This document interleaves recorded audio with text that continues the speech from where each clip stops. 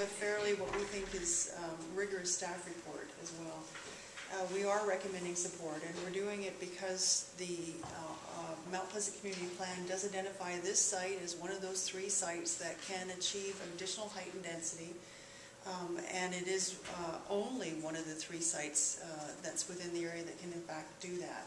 There are other rezoning potential within Mount Pleasant, but none of them are at the level that these 3 sites are. And the reason is the plan is really trying to leverage public benefits for this community. That is the main focus of this whole thing. This site in particular is the largest site, or rather will create the largest CAC in any of those other areas in the city. This is the one to really try to leverage the most for this community. So for that reason and a number of others, we do support it. We want to just say that the plan really calls for a balance in many areas. It calls for a balance between public benefits and building height and density. It calls for a balance between the uniqueness of Mount Pleasant and this area's responsibility as part of the city and the region to locate density between key transit hubs. And it calls for a balance between market housing and affordable housing. The project meets these objectives by locating higher density at this key transit hub. We've heard repeatedly how important this intersection of Broadway and Kingsway really is, not just for this community, for the entire city, in fact. And we see that there is a future transit hub, station located, or to be located within this nexus as well. It also offers a mix of uses and a vibrant street wall. It is still and reflects the hilltown morphology that Mount Pleasant is seeking, that's contained within the Mount Pleasant Community Plan.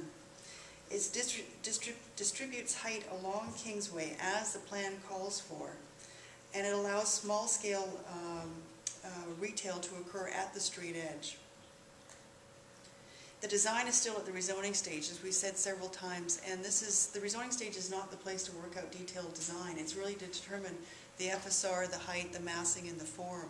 If you agree that that is the right direction to go into, then at the development permit stage there will be a much more fulsome and rigorous discussion around what is iconic architecture, what's landmark architecture, and has this building satisfied that. And we will be using the urban design panel to assist with that discussion as well, to determine whether they satisfy it. The thing that I keep returning back to staff is what is the base zoning for this area, and it's C3A for this site.